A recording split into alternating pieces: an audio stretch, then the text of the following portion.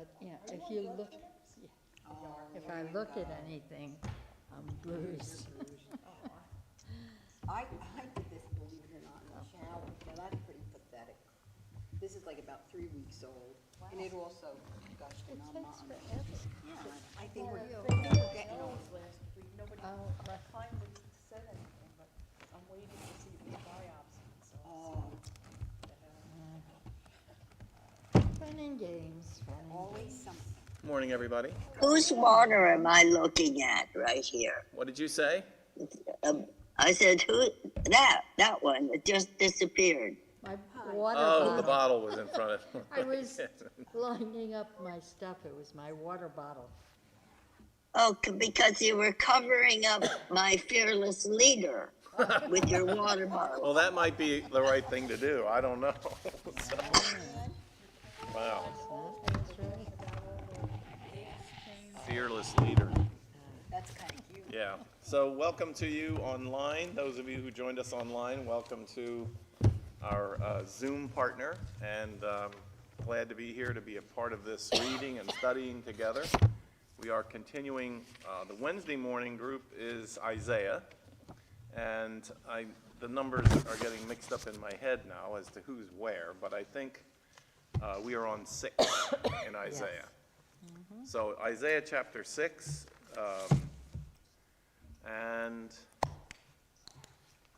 anybody have anything they want to say before we read into it? I don't know what to say. It's just good warnings all the way around. Yeah. Yeah, and I don't know, I keep thinking to myself, when you read something as ancient as this and you see the patterns of human beings repeating, then you wonder what is it, what are we to hold on to? We ended last night with that kind of reflection of like, what is its value for us? And I think in some ways that's the question of what is God saying to us? Like what's the takeaway for us? It should not be, and they say be sparing with shoulds in life, but I think it shouldn't necessarily ought to be us here in 2022 looking back and looking down on these people and saying what foolish people they were and how terrible they were. It's like, oh my goodness, I'm so glad, like the Pharisees said, I'm so glad, God, you made me the way I am, and that you did not make me like those other terrible people. Especially those people in the Bible who did such things as they did. Clearly, I think, if our prayer as we begin in all of this is, don't let that happen to us. Don't let it happen to us. But it seems like we never learn, Pastor Boo. We keep making the same mistakes, like the big ones I'm talking about, over and over and over again. The more things change, the more things stay the same. There you go, Debbie. And I always think of these moments in St. Paul's reflections and writings where he cries out, who will rescue me from this mortal body, this mortal life, because he's reflecting on his own, one of his most famous things is he says, the things that I would not do, that's what I end up doing.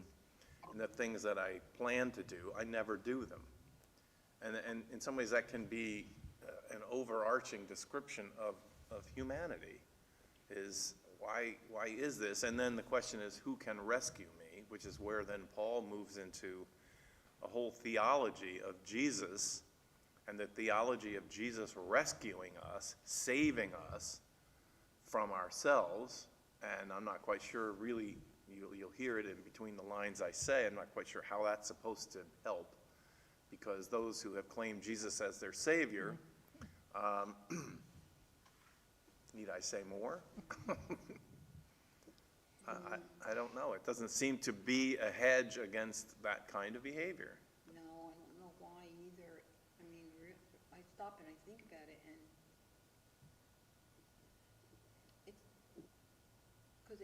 it's sad, but it's sort of like John Lennon's song when he says, imagine.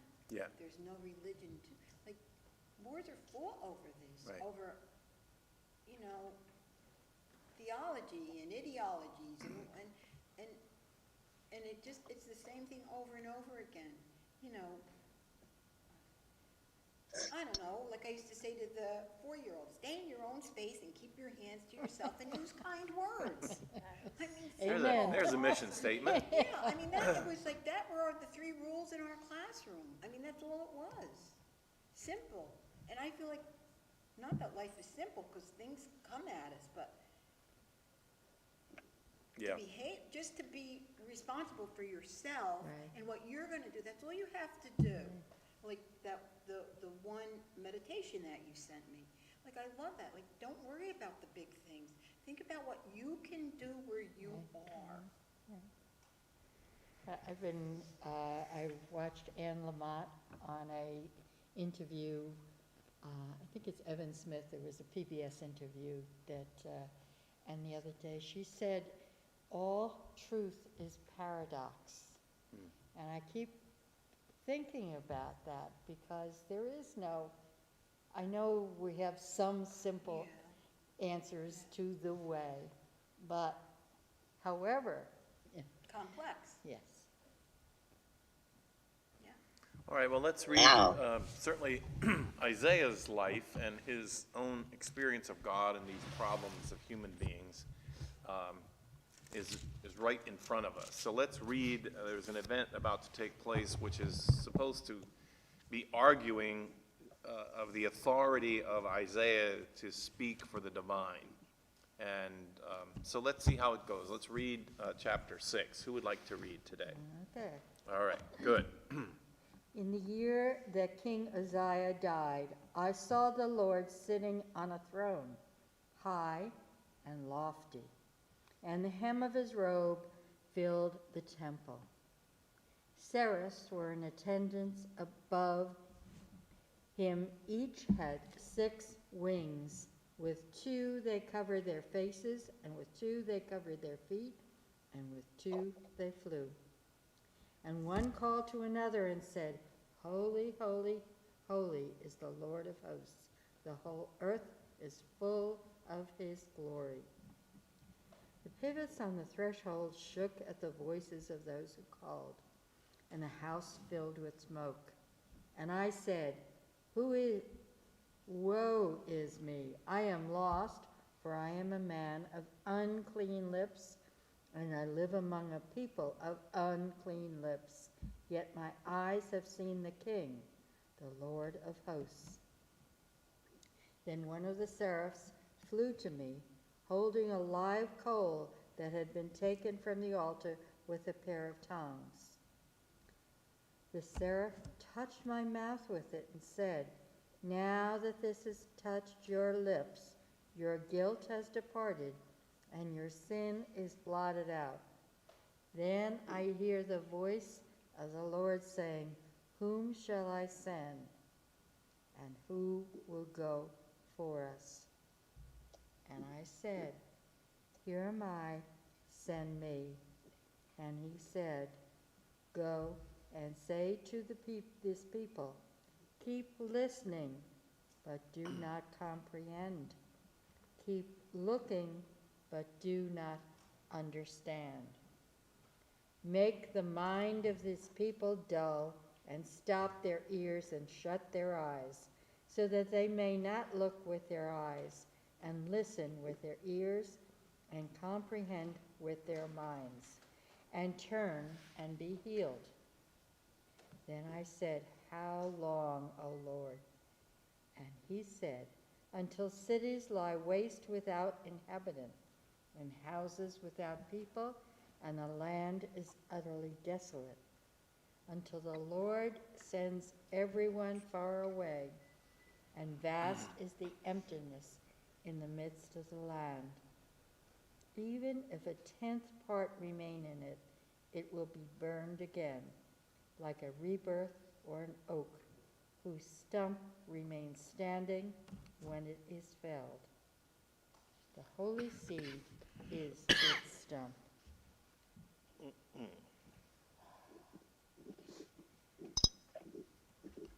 Well, so before I talk, do you have any responses, anything you want to say about what you read? So, okay, Okay, so it says Ceres, right, in Barbara's, my Bible says creatures. What do we suppose they are? I was thinking they were angels, but, They are imagery attending to the throne of God. In some periods of history, they were snakes. They were seraphs, were like wispy snakes, hooded snakes. But then sometimes they have almost human form in the artist's representation of them, or in the cultural representation. They would be like we think of as angels. I mean, that's what I was. they're not human, but they are like attendants. The footnote I have says that Isaiah was very captured in his mind and in his heart by the imagery of the royalty of King David. And so you can imagine that the royalty that Isaiah experienced was a very wealthy royalty, and the king would have had, David in particular, would have had attendants, like his entourage would have been huge.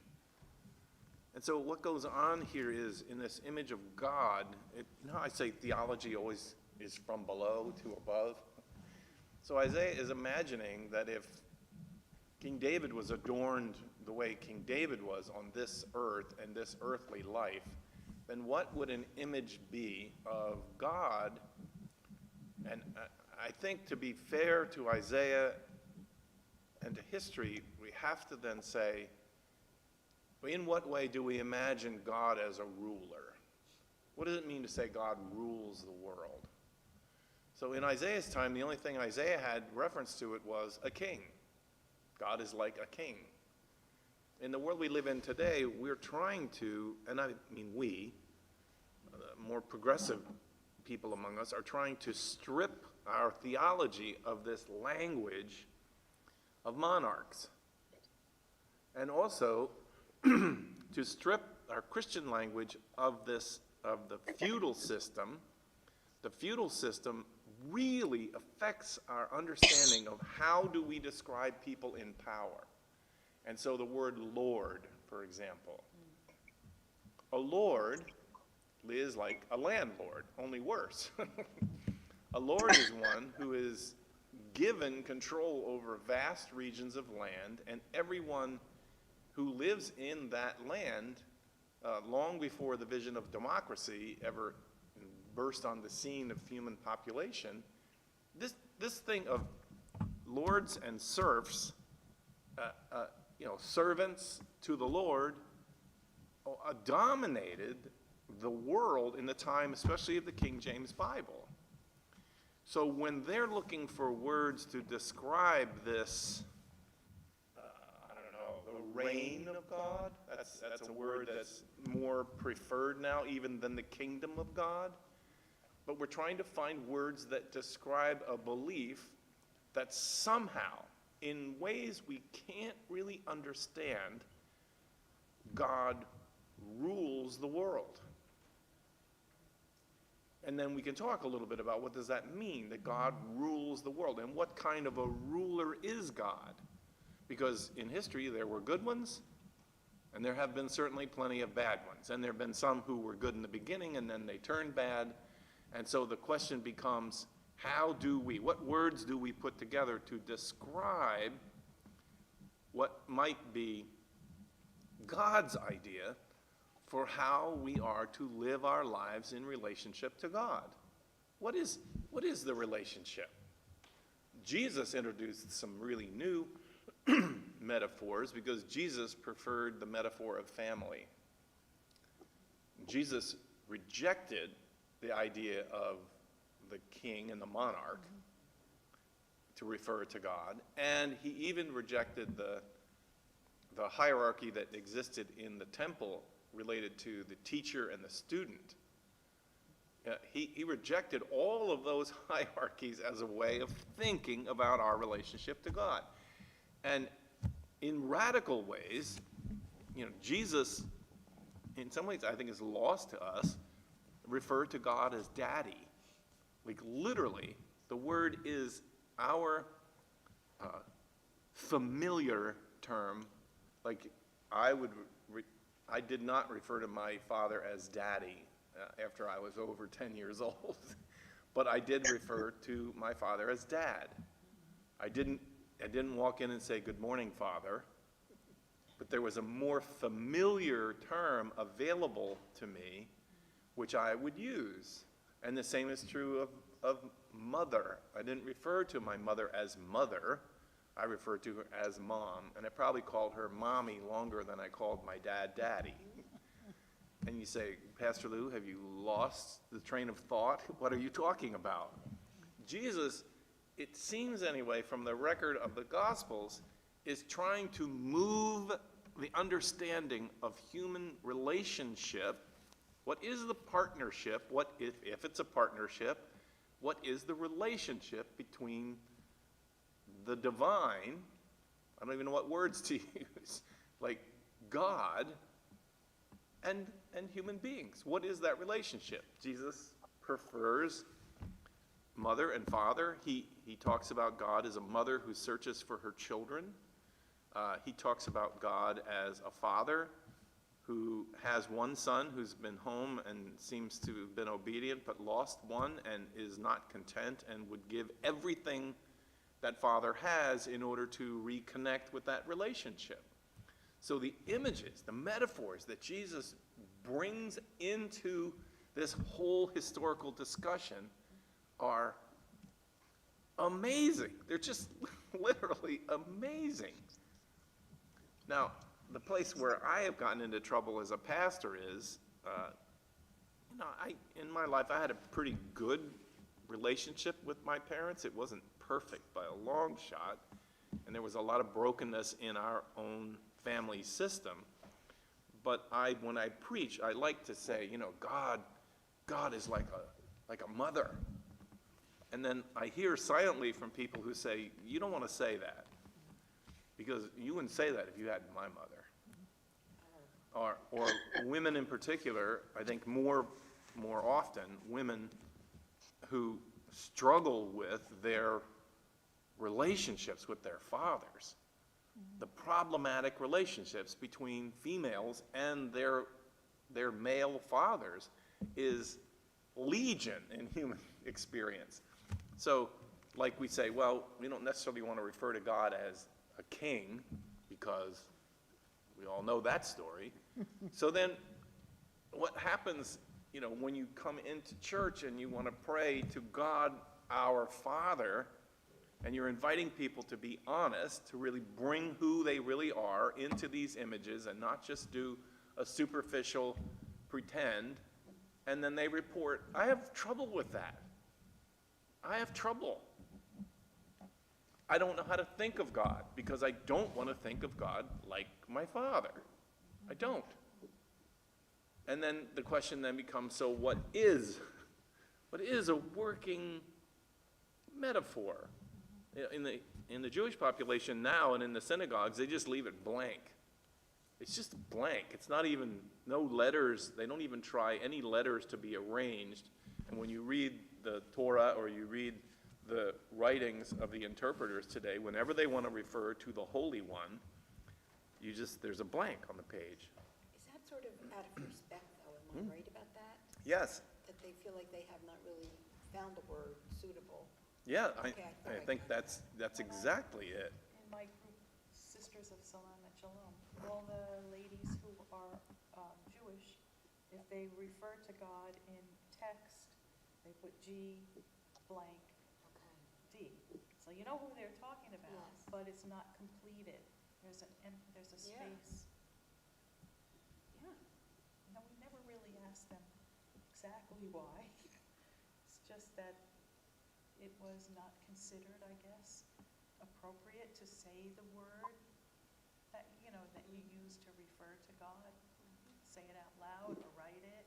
Like, who is holy enough or good Yeah. enough to use Maybe. that? That's something I should ask them. Yeah, it's It'll great. be a whole session.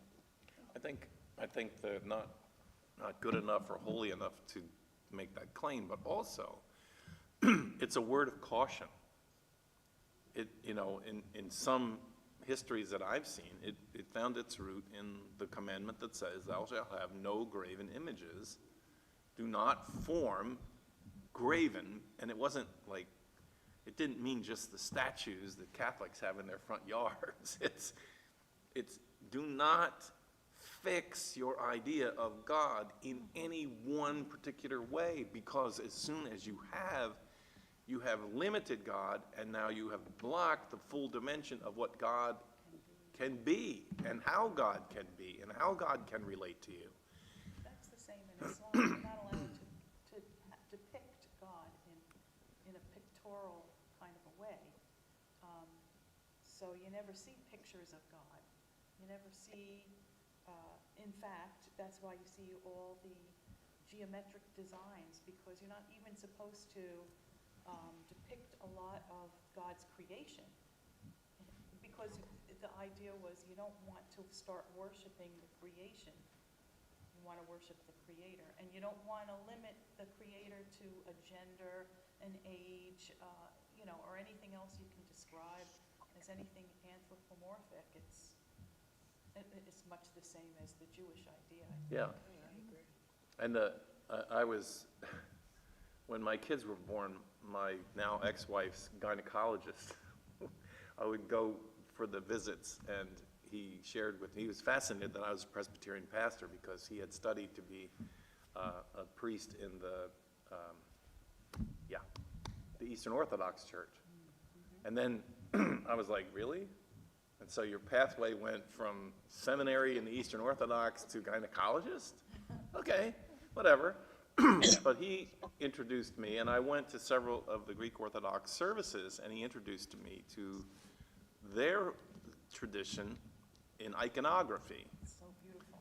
And iconography is, go ahead, represent earth and God and whatever, but when you do it, you skew it, you tilt it, you angle it, you create a perspective that isn't really possible in this life, and then if you meditate upon it, it will, and I'm using, this scientific fiction's language, it'll be like a portal for you that will draw you into a dimension that is not visible in this life, into which, not that you will see God, but that you will be able for God to make God known to you.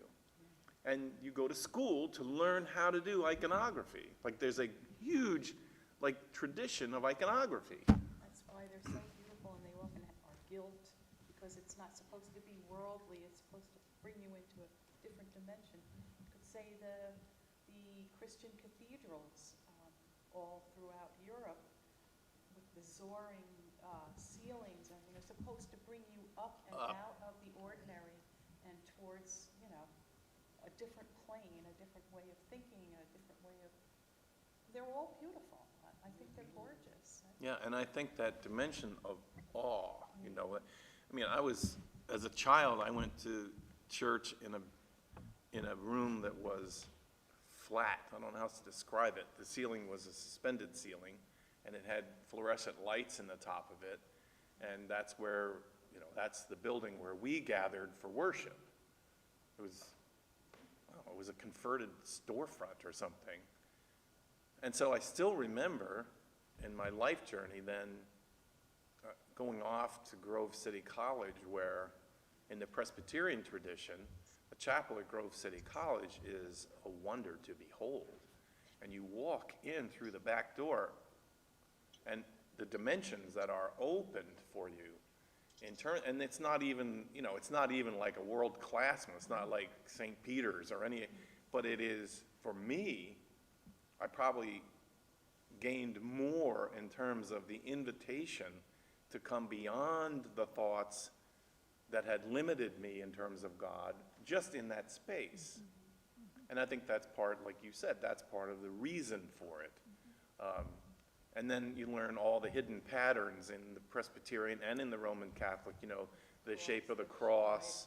And they had a slate or granite floor that had every 20 feet or so, there would be a red tinted one. They were supposed to be the drops of blood of Jesus on the trail to the cross. I mean, and everything had meaning in terms of the structure and the architecture. All of it comes back to this thing of how we see God and how we understand God will have a lot to do with how we live out our lives. And I don't know if you hear me, or I have a little protest statement I get involved in on Sunday mornings when we sing these hymns. Whenever they refer to God as He, I refuse now in the singing to say He. I say God. Wherever I can substitute God for He, I do it. And I don't do it to disrupt the unity of our singing. I do it to say, Well, that's what I judge a lot of times when I'm reading something theological. The minute they refer to God as He, I'm out. I know. Like, oh no, don't do that to me. It's a hard habit to break though, and when you're just talking, then I just say he because that's what's Right. in your head, but it is not part of the tradition of any of the three No. faiths that I know. No, best. it is not. And it gets you in a world of trouble when you start thinking. I mean, that's where a lot of the Well, you're also misogyny comes you from. humanizing God. Well, you're anthropomorphizing something that defies description. Right. But as human beings, we Yeah. feel a need to describe. How else can you talk? We're limited in our ability to imagine. We need to relate it to things that are in our lives. Right. When And- I talked to, I remember when I always would bring it up in church school with the kids and asking, how would you describe God? And I always said, to me, God is an essence. I don't see an image, a physical image. When I talk, you talk about, because I know in Catholicism, there were like, God is, 20 different things, infallible and whatever. But what Supreme resonates, with me is creator, sustainer, and an eternal person, eternal essence or Right. whatever. And that, other than that, I don't, I don't know. Is God infallible? Is God, is, as you said, supreme? What does supreme mean, as we said?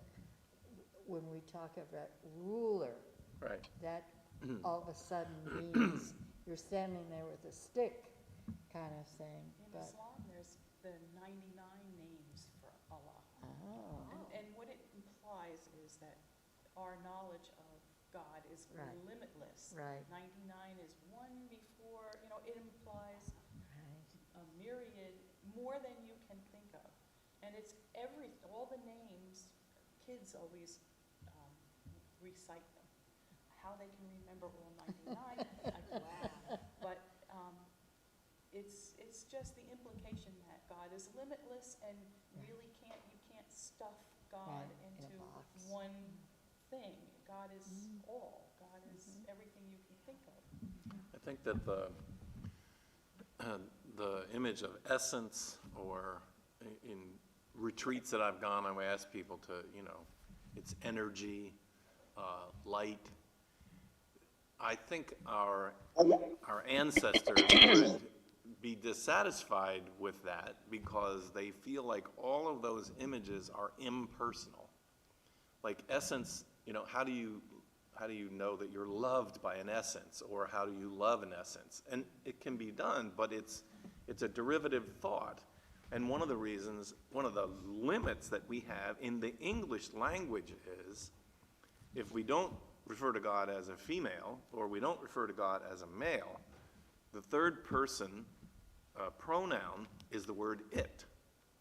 And we don't want to say it because it is the most impersonal, dead word we have. It's a two-letter word that means stayed. It means the opposite of living.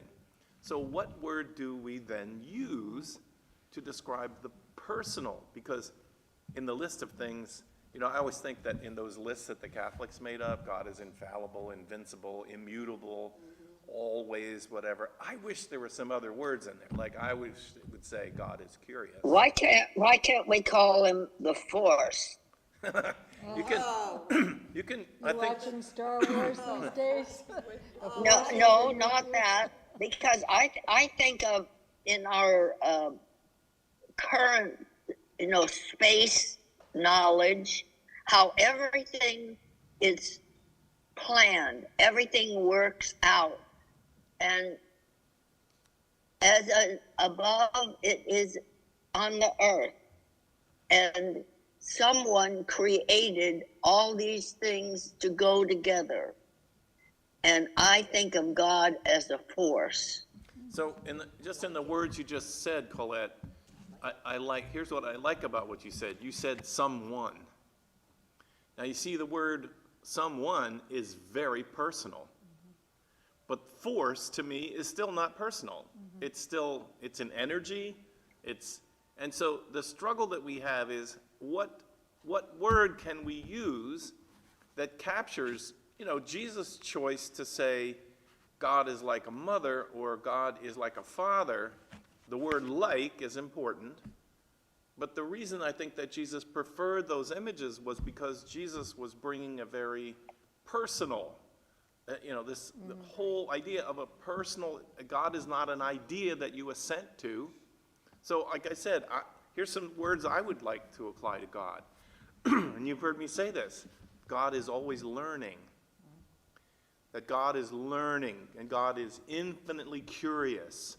And that God is an explorer, an adventurer. Because to me, the Bible describes, I keep going back to this simple but to me profound image, God is one who takes the hand of human beings and walks with us. Who walks with us. And in the first church I served, I was way out in the country. I was surrounded by cornfields, and there was a road that no matter what season you were in, that road was beautiful. The trees created an archway through it, and it was a fabulous place to walk. And so people would say to me, Pastor Lou, I'd love to come and talk to you, but I don't know, I'd say, I get it. Why don't you come meet me in front of the church and we'll walk that road. And we would walk that road, and it's not that I was God, it's just that I think about what happens in a relationship when you walk with somebody. When you're moving through the experience of life, and from a child, he walks with me and he talks with me. Like the personalness of this concept of God is where I think, and I'll say this, liberal Christianity falls short in the enunciation of the personalness of God. The Billy Graham crusades and all these evangelism things, they're very personal messages to very specific people to say, God is listening to you and walking with you, and today God is talking to you to give your life to God. It is, and they talk about personal salvation. I know you've heard these words, right? But personal is the threshold that sometimes the more conservative church delves into with all of its, I don't know how to say it, but like the ickiness of it all, in terms of how we're going to understand the magnitude of God, who then comes to us and says, not you walk this road the way I tell you to walk, but let me take your hand and we'll walk together, and leave it to me to deal with the imbalance of power that exists between the divine sovereign and a human being. Let me use my power to overcome what in any human relationship, the risks of being linked to someone who has so much power in reference to how much power you have. And that's why the story of Jesus is the great equalizer, as God comes and what? Walks with us in Jesus. That's believe it or not, that's the doctrine of the incarnation. So how are we to think about God? Well, I think we're invited to think about God as a fellow, now that's male, but God is, we think about God as a companion on the road. And you say, well, what good is that? You know, well, it's everything. It is everything. The companion on the road, I keep doing this, I've trained groups of people of how to go visit somebody, you know, in a home that's sick. And the one thing you don't go to do is to fix or to change or do anything. You go to offer what is the inestimable, valuable gift of life, and that is companionship. I've learned this last year that the Scottish tradition, when someone has died, is to proclaim to the grieving survivor, I stand with you. And there's actually a Scottish phrase that goes with it, and I don't remember it, but to me, it's not, you know, I offer my condolences or what, it's I stand with you. And that to me begins, it seems tiny, given the legion of theologies and descriptions of God, and these steps seem like tiny little steps, but I think they're worth everything in reconsidering. Let's reconsider, what is this thing, this person? And that was a big part of the year 300. They didn't want to refer to God as impersonal. God is three persons. And however you agree or disagree, I don't think they accomplished what they set out to do because the logic of the Trinity doesn't work. The only reason the Trinity works is there were regions of the world that tended to think of God more as a spirit and ethereal, and there were regions of the world that liked the idea of God as our friend and our buddy, and then there were regions of the world that really liked the divine dominion. And so the language of the Trinity in the year 300 was genius because proclaiming God as one in three allowed the worldwide Christian church at that point, with a few exceptions, they had some heretics. The Orthodox kind of Yeah. disagreed with a lot of them. Yeah, but they participated in those conferences. The Orthodox would have liked more of the spiritual side. And everybody wanted more emphasis from their own tradition. That's why it's good to have 79 names. I went through to find what you were just talking about. And number 94 is Al-Hadi, which means the guide, the way. So there's all of those things that you mentioned, from the very majestic stuff to the very prosaic stuff, friend, comforter, things like that. So it encompasses all of that. It's kind of, and when my Muslim friends say, well, Christians believe that God is 3 in 1, and I'd say, well, we believe that God is 99. Yeah, that's right. So tell me how that is different. They don't get that, but it's the same idea. It's just a little blown up. And the Trinity created real problems because every individual group at those conferences wanted their understanding of God to be real. They didn't want it just to be one name among 99. And they didn't want it just to be, they wanted it to be, this is, so that's why they pushed the Greek and they came up with homoousian. So 3 in 1, but every one was sufficient to describe the wholeness of God. And I think, okay, that to me reminds me of, philosophy conferences where we would sit around and split hairs. And again, I feel like in the life we live in, we need to do more to call out from the Scripture more of what is the essence of what God is working to try to accomplish in the lives of people. You go into my library and you will see it's really a world-class collection of theologians and of their writings throughout history, and those are books that I have just been swimming in for years. And I come out of it and I think more like Karl Barth, who wrote most of the books in one volume. He wrote more as a Christian theologian than any other theologian in history. And someone asked him, he came to Princeton, he was from Germany, and he came to Princeton for a conference, and someone said to him, what is the most profound and important proclamation about the nature of God? And he said, and is famously quoted as saying, Jesus loves me, this I know, for the Bible tells me so. And I feel like I'm not Karl Barth, but I feel like I'm back there.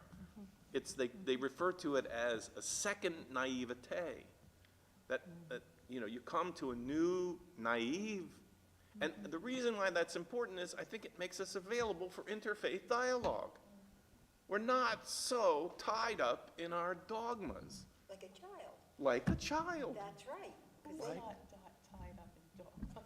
If, That's what's if, keeping I know, everybody That's apart. I know, but that's what I'm saying. If you come back to the second naivete, You get and you over don't that. disregard the thought and the work and the structure of trying to describe the indescribable, but you also hold it lightly. The Apostle Paul says the key to Christian spirituality is to hold the things that you have lightly.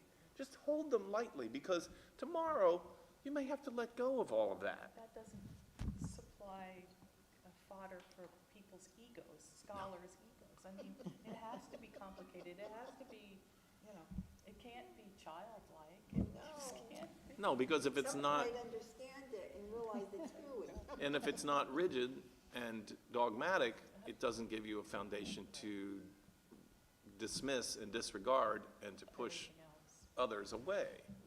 It doesn't, and it may mean you're not sure. I mean, are you sure?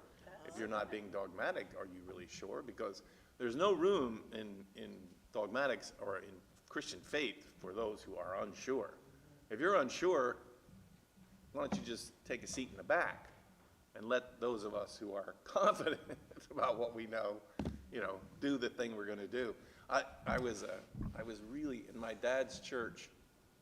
I was growing up, and looking back, I realized I had a pretty high interest in the things of the church and theology. I didn't recognize that in myself, but they needed a Sunday school teacher for the 5th grade class. And I was only in 8th grade, but I said, heck, I'll do that. So I went to my first Sunday school teachers meeting, and in the meeting, I had read some of and I said, what do you all do when you're in front of these group of young learners and they ask you questions and you're just not sure? You don't want to sound like you know something you don't know. I'm not exaggerating. The silence in the room was profound. And they said, maybe you're not really cut out to be a Sunday school teacher. Yep. That's why they have curricula. That's it, because you got to say, now say this. I don't know how the curricula is now, but that's how it used to be when you get it. It would say, teacher, say this. Oh, And then yeah, teacher yeah. ask this. And so I was like, Yeah, that's, I wanted to interact with it. No, please. I think maybe you should probably well, take your doubts and they your probably questions would have and liked go somewhere a else. catechism in that case, I mean, it starts out with the first question in your. Who is God? Who is God? Why did God make me? That's right, I mean, it's, Yeah, You that's know, the your- catechism, right? So that makes it Yeah. easier to teach. sure, and you go through the blue and the green and the purple and the red, go through all those, yeah. Yeah, you go through- catechism was a method of teaching. Yeah. Catechesis meant putting into. Yeah, So you literally you're teaching them the question, then teaching them the answer. yeah. And what was amazing to me in my tenure as a Presbyterian pastor, the Presbyterian Church struggling to come up with a curriculum that was good. They have spent hundreds of thousands of dollars on curriculums that they would publish. I was a Christian education director. We would buy the curriculum. And when I got there, there was a classroom that was full of curriculum that had been purchased Same thing in and public school never also. opened, like never opened. They were fails. So in one General Assembly, some presbyteries proposed that we go back to the catechistic way of teaching, and they actually developed a new catechism for the Presbyterian Church. I mean, I'm talking 20 years ago. But the whole idea, again, it was the same thing. It's, here's the question, give the question to the students, answer. and now tell them this is the answer. And then That's the then the answer. first kid goes, wait a minute, Yeah. they're done. I know. And so this was our idea. This is how we are going to do this, because the monumental task, we've been handling it here, right here in this discussion. How are we to think? How are we to describe what and who and how the divine is? And why does it matter? It matters because, as my theology professor used to say, you can learn a person's idea of God by watching how they behave. It's not by what they say. You know, people say, oh, God is love. But if you watch that person and their ways in life are not loving, they do not believe in the God of love. They believe in, so what you believe is made manifest by how you live. And it's fair to say that that's the best way to evaluate a person's faith. Well, for Christians, and I understand what you were saying, how, when, you know, the words that you used to think of God, and the spiritual end of it, the Holy Ghost, some people don't have trouble with that. That was one thing I never had difficulty understanding, because it was exactly the way I feel about God. He's there, but where? And I think you're moved by the Holy Spirit, like you're, you know, like that's who catches you up to say, no, you have to do this, you know, that kind. So like that works in my life. But then I also feel we have Jesus as our example. Now he comes from the Father. Like, look at how good he is. Yeah, when look you at how it has Wonderful, but he's a man. yes. So that limits, Yeah, that limits that it, but gives you gender right but there, it, that like Trinity. just the fact, like just the way he sees everything so different than everybody else, like the first shall be last, and like all of this stuff comes in it. It truly is what would make this world better. All those simplistic, and they are simplistic, teachings of Christ and their idealism over and over again. But you know, everyone, like even like you say, like the parable of the son. You know, like really, that's God. Because, and if you are, then when you do become a parent, you honestly understand that. Right, because you have that identity Yes, of the you parent. can. And I feel like I can identify with the teachings of Christ, and I think I have a better understanding about what God the Father, or who he is, what, I know you don't want me to say. No, you can say, listen, But There's a- who he is. freedom yeah. to say whatever you need to say. It's You a, fall into that, because you Yeah. just can't, it's. right, language grasp doesn't- for words Yeah. to say something else. Yeah. I remember a funny story in again, these profound theology classes, and one professor I really admired who was talking about this thing of what you believe is visible in what you do. So to your comment, I would say, well, you're more of a mystical person. You know, you have an appreciation for the mystical side of life. There are lots of people who get that same warm, fuzzy feeling from orderliness. I've been told From- I have orange aura. Okay. By one of my Right. homeopathic friends. But you told this story about, you know, how to evaluate this thing of you believe what you do, and you picture a person who goes around all the time talking about the ecology and the importance of protecting the planet and of, you know, doing our part. And then unseen to this person, they're walking through the park and they have a piece of garbage in their hand. And so the point is, you see in that person's life what they believe by this. They look this way, and they look that way, and then they throw, and that's it. So you will see that. It can't, like, there's a guy in Chicago who teaches this conference, you cannot not tell your story. You cannot not tell your story. And human beings don't really listen to each other. We don't really listen and we don't observe each other. But we make that as a deal. We make a deal. I won't listen to you, really, if you don't listen to me. don't pay, Don't throw your words, right. don't throw my words back at me. Right, that's right. Don't pay too much attention to me because, and this guy was amazing. He was like a mind reader. But he, in preaching, this was a preaching training, he would say, and I'll tell you this, and you may never use it against me. All right. He's like, you watch the preacher walk up to the podium. If you want to know, I know, those of you out there too, if you want to know how the preacher is doing in his life or her life, all you need to listen carefully to are the first two sentences they say. Whoa. The first two sentences a preacher says when they stand up on the podium is a treasure chest if you listen to it. And it's not true just of preachers, but it's true of when a person is presenting that you, and it's, I know, I see the wheels turning. I'm thinking, hey, who left this thing here? It could be something like that. But the point is, if we pay attention to each other, there is communication going on all the time.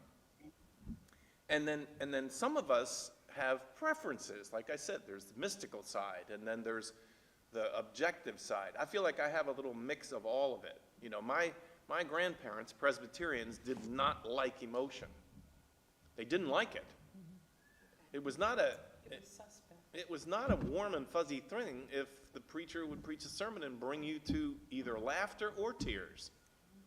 They preferred, you know, a regimented thing that I could assent to in my life. But that was more about them than it was about God. And so how do we unearth this image of God? And maybe it's a good time in segue then to now delve into this thing of Isaiah is about to describe a vision. Here's a man who has been deeply influenced by monarchs and has been deeply hopeful always that the salvation of the world would come through a benevolent king. No wonder then, when he enters into this trance or this dream or this vision, he sees the ultimate power of the universe as a throne adorned by a huge entourage and a monarch. So let's read it. And then there's one part in particular I think we just want to hold up and be, I don't know if it's be amazed by or be appalled by. But let's look at it. We read it, but let's look at it. So you see, he describes this vision, right? The first thing I want to say is that opening phrase, in the year that King Uzziah died. If you research that and you read it, when King Uzziah came to power in the worst of the worst times, there was hope that God was going to do some great work of fixing it. And Uzziah, all their hopes were in this king, Uzziah. And what did you say? I said, that's not a good thing, to put all your No. hopes in one human being. And that's what they Never a did. good thing. They hoped, and especially one monarch.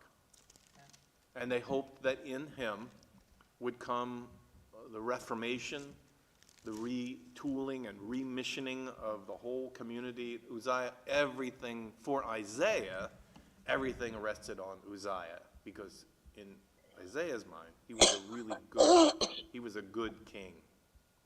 And yet he warns, don't put your trust in people. Like a few times earlier, he Right, said he does say that. Well, right? and part of it is that you'll see that that sentence is telling, now he can say, don't put your trust in people, because he put all of his eggs in the basket of Uzziah. And in the year that Uzziah died, it's a statement, you know, like I said, you can tell what's going on with the preacher in the first two sentences. You know about what's going on with this preacher in the first half sentence. He is depressed, he's despondent, his hopes have died with Uzziah. And so in the middle of that total downer comes this vision. And it's a vision that he claims in the vision he's purified from his own human blindness, by this coal which is placed on his lips so that he's unclean, but he's then cleaned of all the contamination and abominations, to use the word from last night. But he's now supposedly be able to speak the pure word of the Lord. And the images of the beauty of the throne and the power, all the power is seen as, and then I heard in verse 8 the voice of the Lord saying, "Whom shall I send, and who will go for us?" In other words, who will be able to speak into this broken world? And I said, "Here I am, send me." And God said, "Go and say to this people." Now, does this part bother anybody? Doesn't. Yes, it's Because like, it's It's kind not of God, like, go not my ahead, God. go out, you're volunteering, but I don't want you to bring anything of use to the people at all. Yep. What's the point of that? When he says, "Here I am, send me," it reminds me of what's recited when you go on Hajj. Allahumma labbaik. Here I am, God, here I am. Right, use me. Yeah. Yeah. So, but there has to be something that comes out of it that's worthwhile. And here it's like just the opposite. Okay, explain. Well, I can't say that I understand the full, the bigger meaning of it, but some of it comes out in the Exodus story when Moses goes down to Egypt and he talks to Pharaoh. But before Pharaoh responds to the request to let the people go out in the wilderness for their holy days, it says that God hardened the hearts of Pharaoh. God actually put into Pharaoh's heart that he would not listen. And each phase of each of the plagues, it happens over again. God hardens Pharaoh's heart. And it's beyond the range of my theology. Can I say it like that? But it's the same thing as here. There is, you know how we just this morning even sat here and, I don't know, we started out in a very kind of depressing thought about us as human beings. Like, what is wrong with us, right? Because even I can't look at these people and go, why don't you get the message? Because I don't get it either. And if that's saying enough to say that these words, how do I do this? How do I say this? I don't want to say this. But ultimately, the question we're asking somehow places the responsibility for the stubbornness and the dumbness of human beings at God's feet. You made us this way. Except for the remnant we were talking about, because in the end Right. of this vision, there's a little remnant who's left behind. What's that? So, in other words, it's okay with God that there's only a small bunch of people that will actually have some kind of clue as to what's happening, and they are the ones chosen to carry on. What does that say about God in Isaiah's vision? I think what it says about God is that about Isaiah is that Isaiah is a good teacher of the God of the Bible. Because the God of the Bible, I mean, go back to Genesis. I keep saying, go back to Genesis. Go back to Genesis and take the barnacles off the interpretation of Genesis that say everything that happened in the Garden of Genesis that wrecked paradise was because of choices that the human beings made. Nope. No, it's not.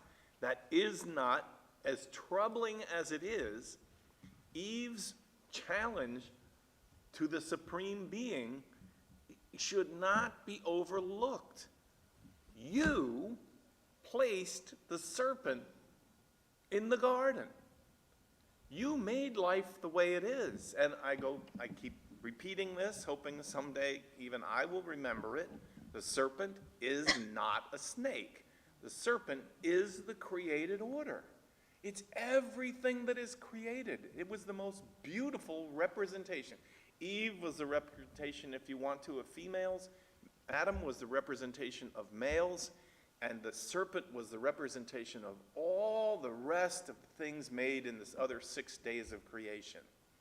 And what Eve says, in my view, in the end, the Spirit of God approaches Adam, and the Adam, the man, says, well, God, you put a companion for me in this life who then led me astray. She made me do it. Yes. And then God turns to Eve, and Eve says, this is how you made life. And you've heard me say this before. I think if I were to preach Eve's sermon to God or to the world, it would be, you have no idea what you did. I think that's much more close to the Islamic idea, because there is no blaming of Adam to Eve. They are both humans with human attributes, and God made them. So God made, like that story I always like to say, when the angels say to God, why are you making these beings? You know they're going to be a load of trouble. And God says, I know what you don't know, and that's why I have done it. It's just, I think that's part of it, yeah. And So is God unknowing?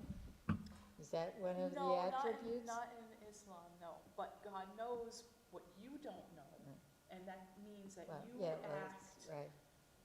on, you're thinking you're acting. We don't know God We is don't. what I mean, We that don't when know I it. say unknowing. God knows, but we I'm don't, thoroughly He cannot be confused. known. I think my essence, when you were saying it, is confusion.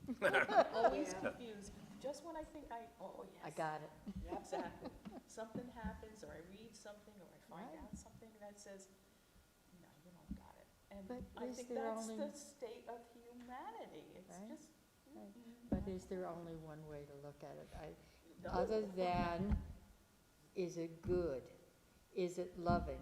Well, And For- does for it us, in pass terms of that what- test? yeah, in terms of the, Because, is it better to be a Lutheran or a Presbyterian or a Muslim or, no, and, I was in bereavement group yesterday, and people were saying, well, this is how I do it, and that's how you should do it. No. But leave off the it last part. doesn't work that way. Nope. Each of us is an individual and need to find what works for us.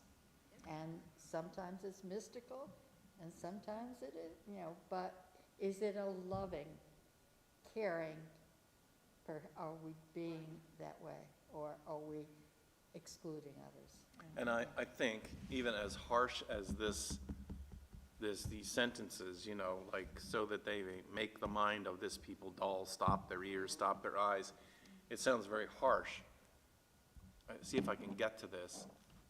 The wonderment for me in studying the Bible like this, what has emerged for me is that the God of the Bible, was not well presented to me in the God of Greek and even European theologies.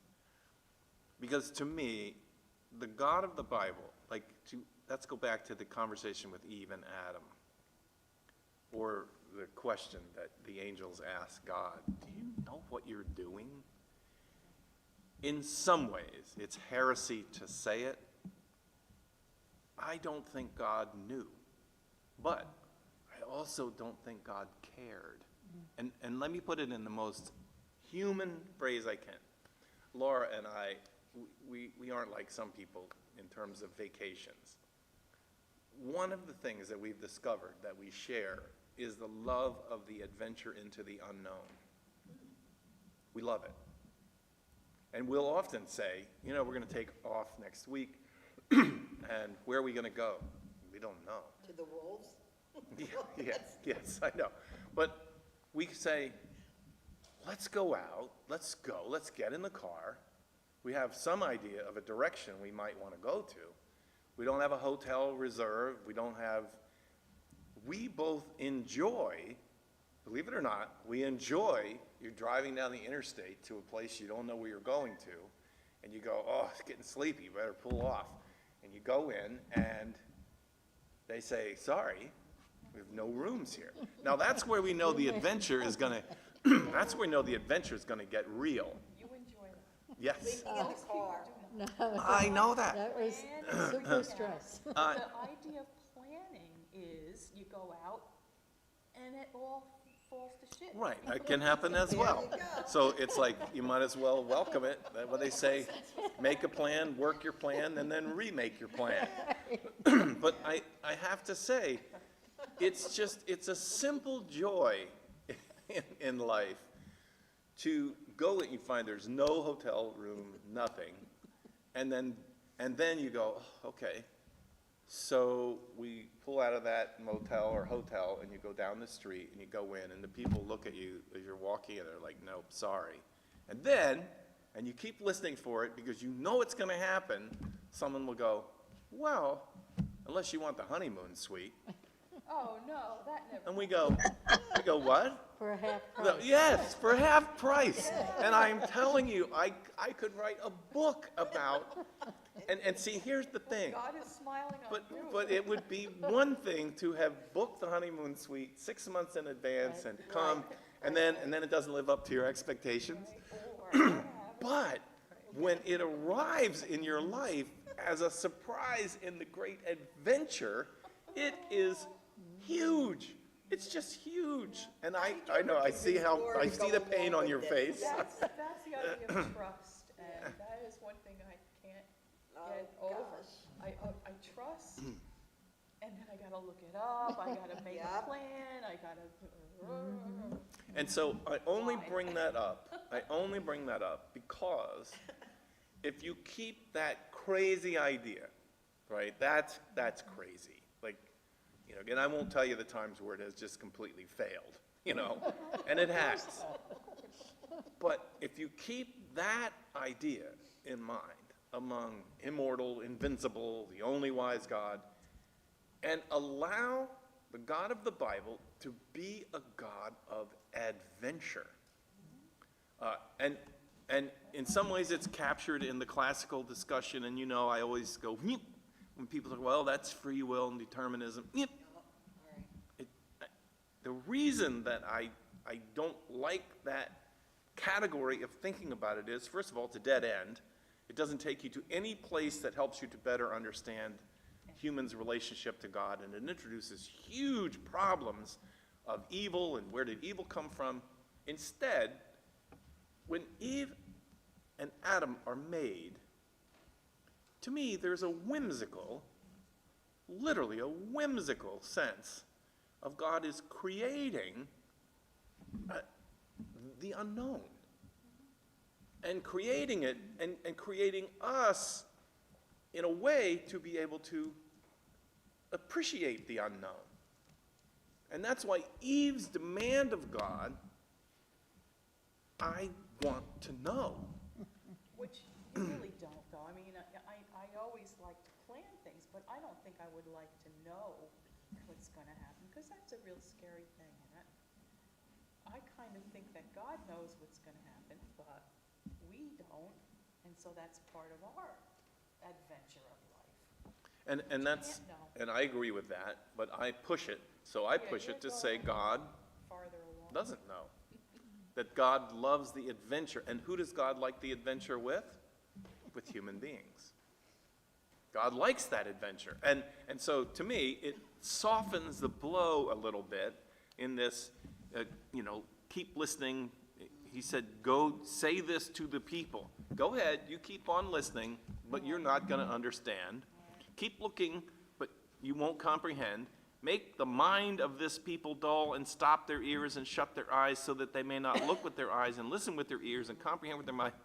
And I think that's who we are. That is who we are. It is, And God, but Isaiah's getting pretty.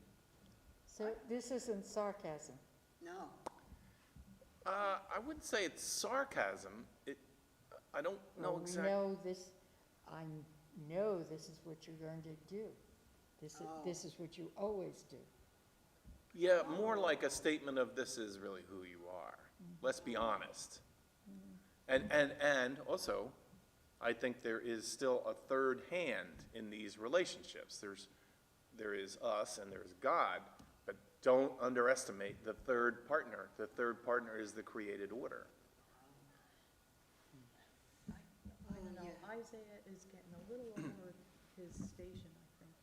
This is tough. I It think is. the book of Isaiah is generally an uplifting, a hopeful story, but here he says, he has been made holy. Right. His lips have And been made clean. He will be part of the stump that is left standing with the holy seed in it.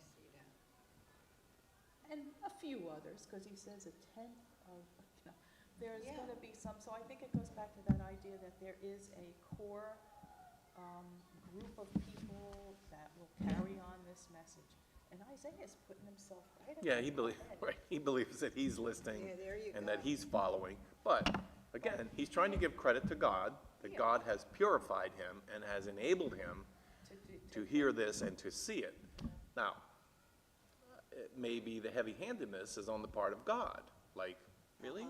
Why? When did you start putting words in people's mouths? Like, what about relationships of integrity? You know, you're not going to overuse your enormous imbalance of power in the relationship. Well, like, But what verse does it- 11 is really, I mean, like, this one gets me. It says, "Then I asked, Lord, how long should I do this?" He answered, "Do this until the cities are destroyed and the people are gone. Do this until there are no people left living in the houses. Do this until the land is destroyed and left empty." I mean, that's desolate thought. I mean, really. So, in order, again, it doesn't resolve the problem, but remember, this isn't pretend. This is actually happening. This group of people have formed armies and have warred against themselves. They are murdering each other in the streets. They are murdering their neighbors. They are causing desolation. And then when invading armies come, like, I love that phrase from the other study on Tuesday nights where the Samaritans run to King, I think it's Darius at the time, and say, "Don't rebuild that city because those people have been horrible." Well, they were just disappointed.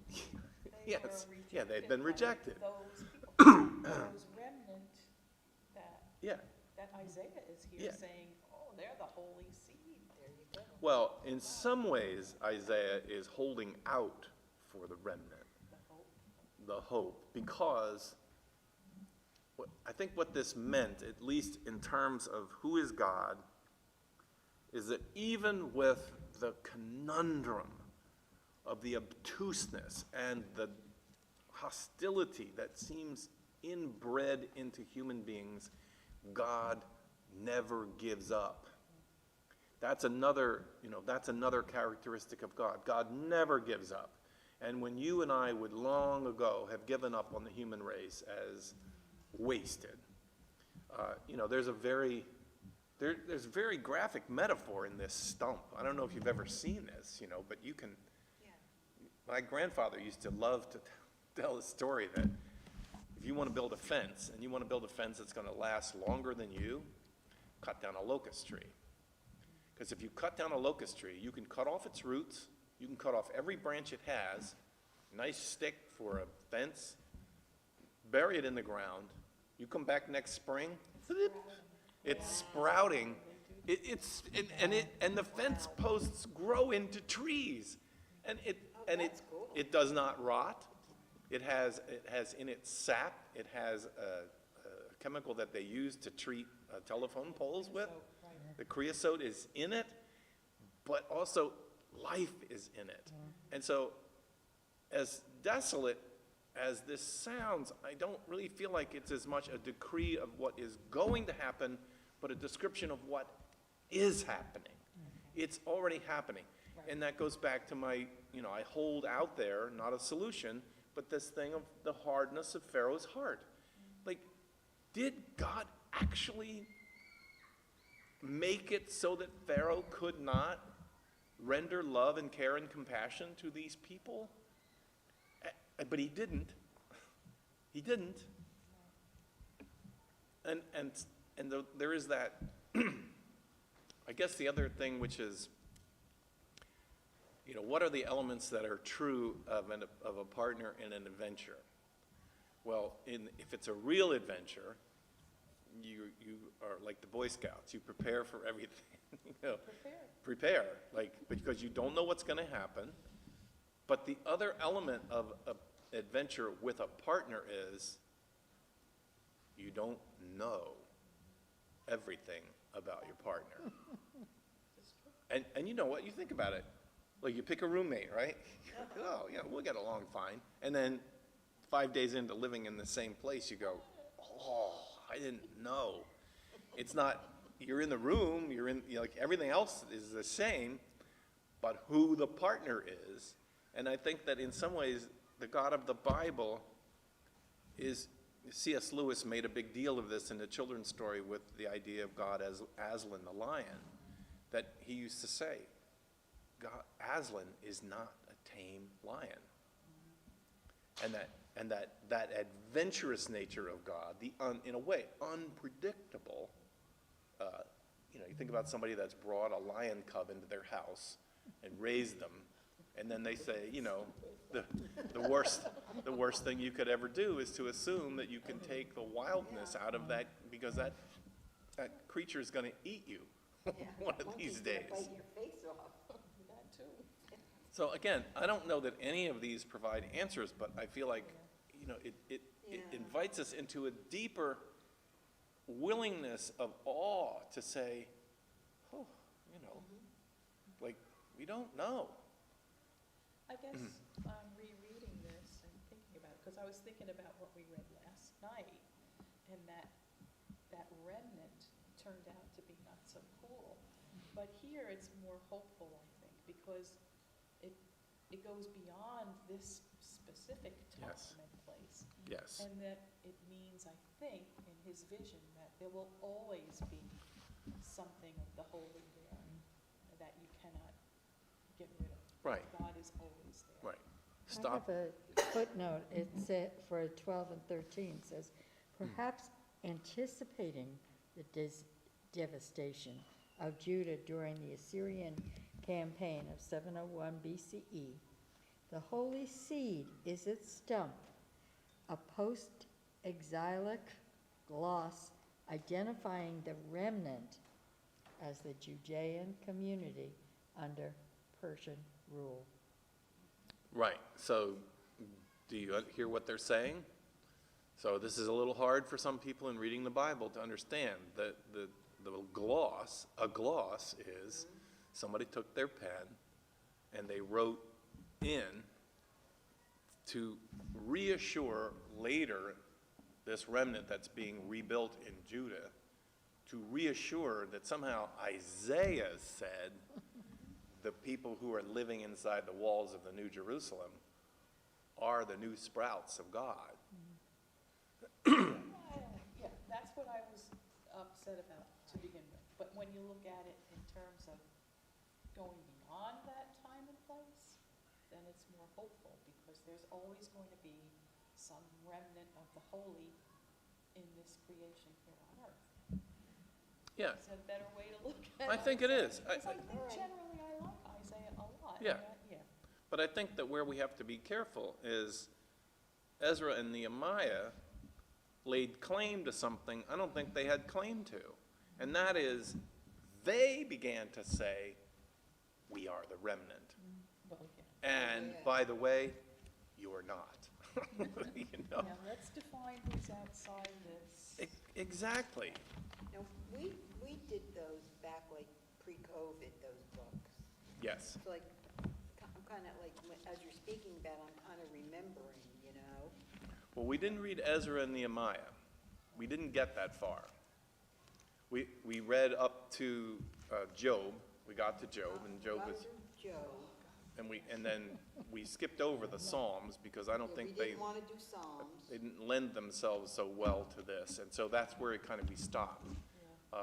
COVID, I was doing a psalm a week and got to like, I don't know, Psalm 42. Yeah, we were doing that on Right. TV. Mercifully, Right. we got out of Job. Right, we got out of Job Oh, Job. because Why, That is a depressing thing. it is. why, I don't know why I thought that we did do Ezra and yeah, I don't know why, Pastor, I thought we did.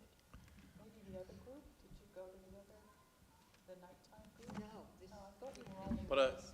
I think that so in some ways, it's easy to trip over all right. your feet in these stories because of the things like the gloss that is the interwovenness of it. These accounts, these historical accounts are not easy to figure out. Like, sometimes, I don't think it's in this Bible, but if you look at a biblical timeline that someone has tried to set up in terms of what year is what, You gave us a great I did. timeline. But if you look carefully at that timeline, Yeah. you're gonna see, whoop, here's Isaiah in the year 600.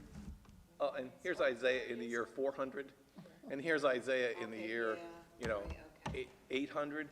And that's because the narrative that we have, the text in front of us, is an edited version. Right. It's a compilation. And sometimes the compilations were done to make people like Isaiah, the prophet, fortune tellers, who could then, you know, in this time, they could predict the future. I hate to say it, but I think they had the advantage. They went back and they went, let's put this in the mouth of Isaiah, because that'll make his word a little more reliable. Right, Maybe right. at the time, they wanted to put emphasis on a certain event and make sure that everybody got it, that, ooh, it's foretold, And also, just like I give the illustration, here's Ezra and Nehemiah looking for stamps of credibility, you know, like to say, we are the real, you know, we are the real, and the people in the world today, there are, all over the world, there are people who claim they are the true Israel. And it's not necessarily Jewish people, you know, the new Israel, the new Jerusalem. God abandoned those people, and now we are the new Jerusalem. In some ways, it's carried in the description of our own testament, the New Testament. You know, this is the New Testament, which for years in the Presbyterian Church meant the Old Testament wasn't worth reading anymore. Like, why go back and read the old will? You know, the old will has been superseded by the new will. And so the only thing that really matters, and then our better selves prevailed to say, we are people of the book, and we hold on to God partnership, companionship in the creation of all of this. But we're going to need each other as we read it to sort out maybe what is love and what isn't. And if we don't do that work,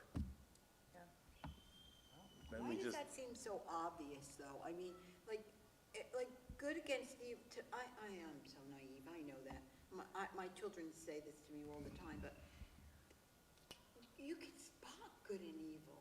You can spot love and hate. Like, I mean, it's like black and white to me. I mean, really, I don't know. There's a lot of gray in there. Yeah, that's what my mother would always say, Patty, Patty, Patty. They're all, You're good, right, yeah. parenting, you know, people will say, it's good that I punish that child. That's the way that they will learn, and it's good that I hit that child because, you know, I'm saying that Yeah, I understand. everyone, you know, Yeah, I get that, but it's so obviously wrong to me. but, you know, certain things Yes, I certainly got you, are black and yeah. white, but there's a lot of gray in the world. Well, I my try to mother would learn say that. that. My mother would try to. actually say that. She would actually say to me, do you know for yourself, you could look at it in black and white, but for everyone else in the world, give them 100 shades of gray. And that's what she would tell me. She said, and I know that I do. I have a very simplistic way of looking at things, and I would sometimes think when my children speak to me, that's been around, I know they weren't here when my mother used to tell me.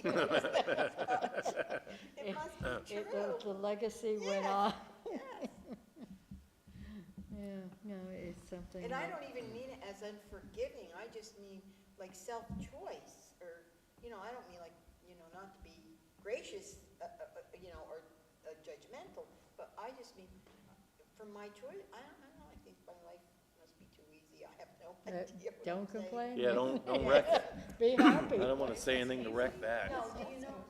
No, but simple in terms of understanding, like, That you don't have any conflict, You're not- where you're you not say confused way is good, yeah. Yeah, I don't know, Yeah. it seems obvious. Maybe that's wrong, maybe that's bad, I don't know. I wouldn't take that away from you. Yeah, right. I think the only place where that becomes dangerous is when you say, I think that what's right is obvious, and then you dismiss out of hand Right. everybody who holds a position different than Differently. you. Right, No. yeah. Yeah, I do. And I don't think you are that way. No, I respect, I always say, just so you know, I always say that, I really respect everyone's ideology. I don't have to agree with it, but I certainly respect it. They taught us a phrase, it's terrible. They taught us a phrase in pastoral care, because you get assaulted by a lot of people. You're up there proclaiming something, and people will come and they'll correct you and they'll push you back. And so in the end, they told us the best statement to always have in your pocket to pull out would be to look very compassionately in the eyes of the person who's coming at you and say, you know what? I actually can see why that would be important to someone like you. Talk about a left-handed problem. And it's Some like, people think it is a compliment. they do, they're like, oh, it's like, I hear you, but I You always, have to be smart enough I to know always- who those people are. well, you have to know how to deliver it. Like, you can't, I laid on a little too much mustard with it. But they always said it's a way of pulling down the blind shade Yeah, I got and it. just saying, isn't that nice? Or as the Southern Christians Yes, would bless say, your heart. bless your heart. Oh, bless your heart. All right, well, that's it for today, my friends. Thank you for a good discussion. I don't know what happened to Colette. I don't know if she had to go somewhere, she dropped out. But, I don't know if this is true here, Pastor, but my Zoom meetings are only on for 45 minutes. Have you ever had that? Well, I have, And then I think he has subscribed, so it's longer. things, I can have 100 people for unlimited hours. Oh, okay, good. That might be true for her. It used to be that it it would might be cut true you for her. off. Maybe her account wouldn't let her run for more than an hour. But why, you mean we have